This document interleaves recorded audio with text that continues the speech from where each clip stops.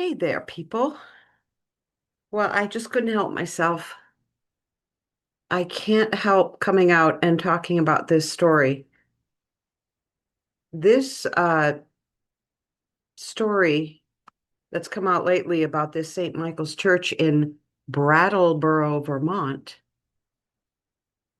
I'm just wondering, why is this coming out now? Um, and I wanted to talk about this St. Michael's Episcopal Church. And I hope you can see this picture of this beautiful building with this rainbow flag on it. And all of these people uh, standing out there for nothing. They despise Trump. They're very liberal. The Episcopal Church is the Protestant church that's closest to Catholicism in its functioning. They have the communion, I think, once a month, usually. Now, I'm here to kind of bash the Episcopal Church back. I can't help it. I've got to do it. Even though I've been a Catholic all my life, and the Episcopal Church is very close to Catholicism, but I've made a special observation for many years about people who go to the Episcopal Church. And to me, they're kind of bloodless, weak people who just go along with this nonsense. And even though they've been very kind to the orchestra and allowed our orchestra to rehearse in their church basement, and I was affiliated with the Episcopal Church in Mississippi for a whole winter, and I performed in the church with the pianist on the violin and made some nice, very nice music and enjoyed the people. But the people in that church were a very old set of churchgoers. There were very few young families, and they were lovely people. And I remember one Sunday after church, they had a special thing laid out, a special sale laid out for the church members. And it was all African goods, handcrafted jewelry and beads and little statues and things. And this was to raise money to send back to Africa because they had sent these things to the church. They were partnering with a mission in Africa, and they were helping the Africans make some money. So they had some beautiful things there, and I bought a lovely statue of, I think it's a gazelle. I love looking at it. It's a beautiful thing. And I think I bought something else too. But anyhow, I'm still going to bash the Episcopal Church. They have become wacko woke, absolutely wacko woke. And someone dug up something this church was saying, and they're doing it for the benefit of the South African government to bash you. That's what this is all about. And I've seen the other two creators. I'm not really a creator. I just put things up that are practical. And I probably won't put more up too much lately anymore. So yes, the other creators are addressing this story um, as if the St. Michael's Church is going to watch the correction you're giving them. Well, they're not going to see your YouTube video because that's not your audience. But I'm going to say to you, South Africans, don't be worried about this. Don't be bothered about this. These they are not a resettlement agency, the St. Michael's. What happens is they're partnered with the ECDC, who is the resettlement agency there in Brattleboro. And they might bring the refugees food. They might bring them furniture. There might be someone in the church that offers rides to go shopping or for medical. So it's something like that, and they call it a partnership.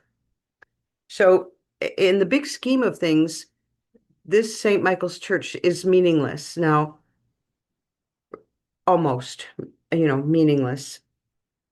But no one would blame South Africans who are coming here if they would avoid the Episcopal Church. No one would blame them after this show of absolute awfulness. And you should avoid the Episcopal Church when you come to America. I would suggest that you uh, go to the Lutheran churches or the Baptist churches. That's if you like the happy clappy stuff, songs and clapping and getting excited. I don't really go for that. That's why I still love the Catholic Church. But also the Catholic Church is a good choice. They're always willing to help, and they've been working hard around the country for years and years to help people struggling. And you won't be turned away if you ask for help, that if they have it to give. So next, I'd like to look at well, here's the article. Am I in front of it with my picture? Um, so the presiding bishop of the National Episcopal Church said last year that they couldn't not extend its program to the white South African refugees because it was morally opposed to the Trump administration's policies.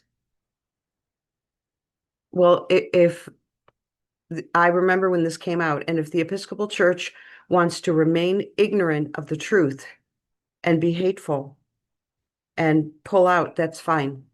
Now, I think I remember even worse things being said at the time, but uh, I think those stories might have been redacted because I did read a quote from them that was even worse. Now let's just show you the ECDC. Let me get my picture. This is the ECDC in Brattleboro's Google listing.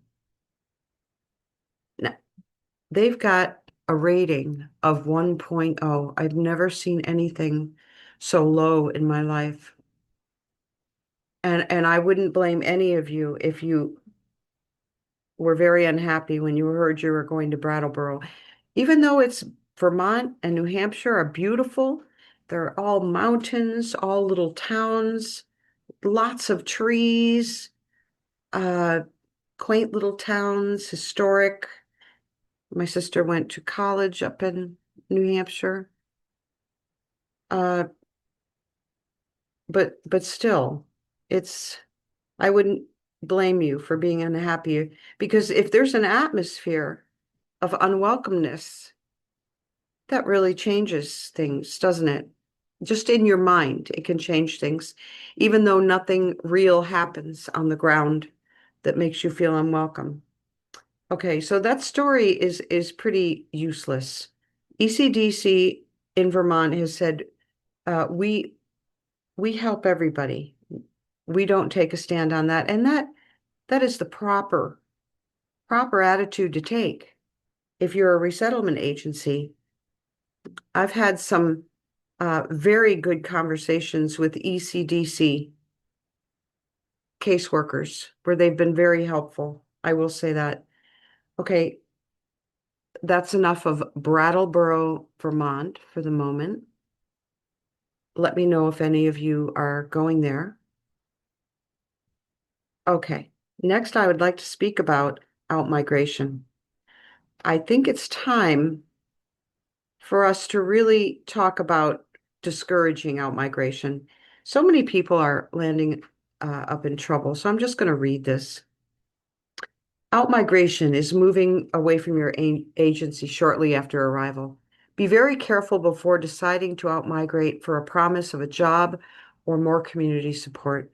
We are seeing cases of false promises being made to South African refugees, and they're encouraged to move quickly after arrival, often to remote areas. They're outmigrating incorrectly, placed in substandard housing, and then being exploited for free or cheap labor. Well, I'm hearing very little of that, but it is happening. Uh, they're being put in debt bondage, verbal and other sorts of abuse, and what could be seen as human trafficking by mostly other South Africans already in the USA. Well, I wouldn't read this if I did not have firsthand knowledge. Okay, but let's get to the part about just general outmigration because I'm hearing a lot of bad stories about people who quickly move uh, and go from the frying pan into the fire. There's nothing wrong with moving for a great job or to be near family, but you need to be well informed and be very careful how you go about moving. For most, it's better to stay within the service area of your agency where you are initially placed for at least 6 months to a year, especially if you came with no money of your own. Very true. Refugees are usually placed in large metropolitan areas near public transportation options and where there are plenty of jobs available.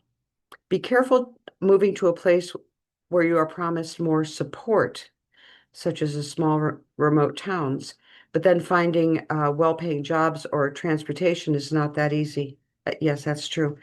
You may find yourself trapped and dependent on the person who helped you move and have no agency support. What if things don't work out and you lose that job or housing soon after arrival?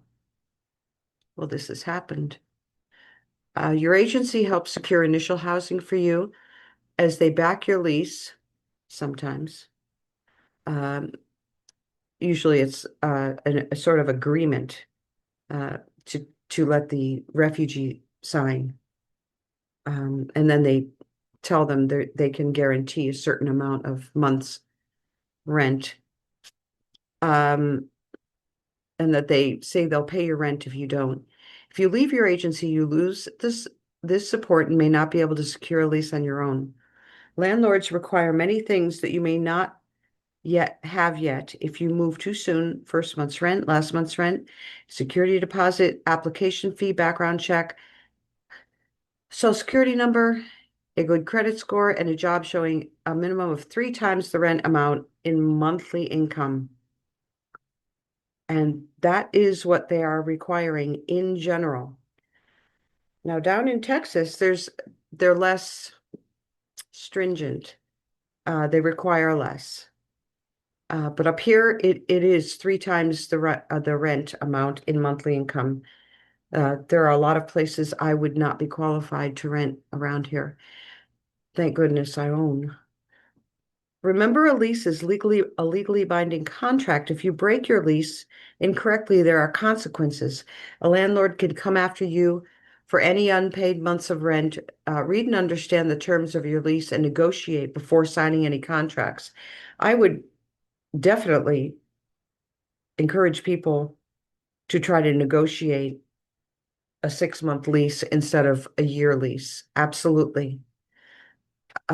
Some people even get month to month, but then they pay a higher monthly fee. Okay, the concept of a good credit score is foreign to most South African refugees.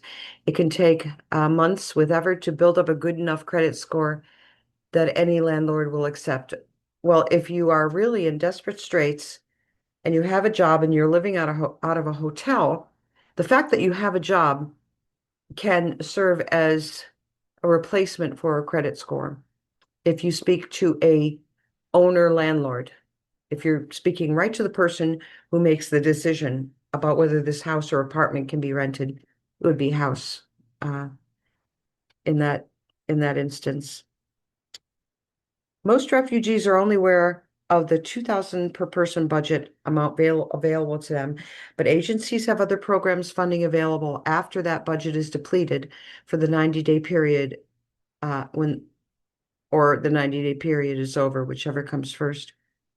Some programs like matching grant program, only a refugee resettlement agency can apply for this for you, and they must do so within 31 days of your arrival.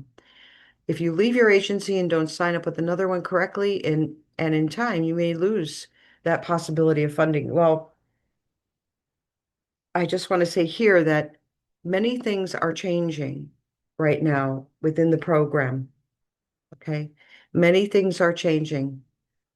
And something they don't tell you is in order for you to get this matching grant, the Refugee Resettlement Agency needs to put in 1/3 of the money for that grant. And some agencies just don't have that money that they've raised on their own. So don't just decide to outmigrate suddenly solely based on where you are initially placed. Upon arrival, if they place you in an unsafe apartment or hotel, just refuse to stay there and don't sign a lease. You must document the condition, report it by email, and immediately ask to be moved to a better area. Now, this is only if you feel it's a dangerous area. You know, it's going to be imperfect always, unless it's a brand new apartment building or condo development or something like that. And a lot of the houses are made of wood, which you're not accustomed to. A lot of the uh, weather is quite different. A lot of people have reported mold when I'm not sure there actually was mold, but they lived in a very moist area, and that could have been the problem. Don't decide you need to move shortly after arrival just because your agency is threatening to cut off support. They just want to motivate you to get a job. Now, this is the truth. They are using kind of threats to get you to engage and get with it and get out and work. I Is this right? I'm not sure, but it's just what's being done. Stay put and focus on finding a job ASAP and just work with your agency on your path to self-sufficiency. They're supposed to help you to get on that path and make a budget and make sure that you can support yourself before they unhook you and send you off. Stranger danger. Do not make sudden life-changing decisions based on promises from complete strangers. Review any employment contracts and offers very carefully. In most cases, it's best to settle where you are initially placed. Yes, it is. And trust and follow the program on your path to self-sufficiency. That's unless you were expecting to be put by family and you're halfway across the country. It just didn't work. And you need to be near family. Well, then you're going to have to get a different plan. Uh, if you were expecting to be put by an employer that's waiting for you and is helping you with housing, yes. If you feel your area is quite dangerous, yes. Okay. Planning to stay less than a year. If you know you're definitely planning to outmigrate in a few months or less than a year, ask for short-term lease, 6 months or month to month, or an addendum to be added to the lease that protects you in case you need to break your lease. Some of it, in this case, don't plan on getting the deposit. They're very stingy about that. You don't rely on that deposit coming back to you. Make sure you have all your important documents in hand first before you move. Social Security number, EAD, and all your medicals done. You must follow the formal procedure with your agency to outmigrate, and you must have another agency confirm that you can join. Well, I don't really agree with this. We've been going around and around about this. They don't need to agree to accept you somewhere else. This is just not a fact. This rarely happens that I've heard. Uh, you are going to move and you are going to walk in the door of the nearest agency and ask for help and ask if they would take your case for the future going forward to get your green card. But usually you just have to walk in the door. No one has been turned away so far. Make sure you get a case closed letter. Yes, you've got to close your case properly. You can't just take off. Um, it's for you and it's for the agency. They were there to help you. There was a reason you left, and you've got to do right by them to sign off that you're leaving. Out migrating immediately. If you must out-migrate immediately for a job or to be near a family, be very careful how you go about this. You will need to do so before signing a lease or doing any other applications, going for appointments, or signing up for any benefit programs. You must find another agency where you are going and confirm that you can join them. Well, that doesn't usually happen. They don't answer the phone. Ask your current agency that you need to outmigrate, uh, and don't say cash out. They laugh at that term. And to prepare your case closed letter, make sure you give them an address to forward your EAD card to. Join the new agency that can help secure housing for you, hopefully. Do all your appointments and applications in your new location. Update your address with USCIS and USPS. Well, that means nothing really. USPS, you didn't have an address yet at your first location, so you don't need to do that. You will just establish yourself where you move to with USPS. Um, they'll see mail going to you and you'll be in the system, and it's very computer. Make sure you get your EAD card from your previous agency. Absolutely. You must change your address with USCIS within 10 days of moving. Absolutely true. You've got to do that. Okay. I just want to go through that. I don't want to encourage out migration. These eight don't get upset when you land because you're in a new place. You're surrounded by strangers that you're relying on. Everything is strange. Uh, Nothing is like home. Don't go into crisis mode. Get some good sleep and eat and drink lots of water, and you know, don't make any commitments for a day or two if you can put it off. And if you need to, do a little research about where you're placed, unless you already know people there. Um, but it's not something I would encourage. But it's going to happen for a variety of reasons. So anyway, that's that. I feel better now that I've spoken about that. We want the agencies to do their job and to be successful at resettling you. And remember, it's meant to be a permanent resettlement, even though no one's making the decision of whether you're going to love or hate the place you're put. But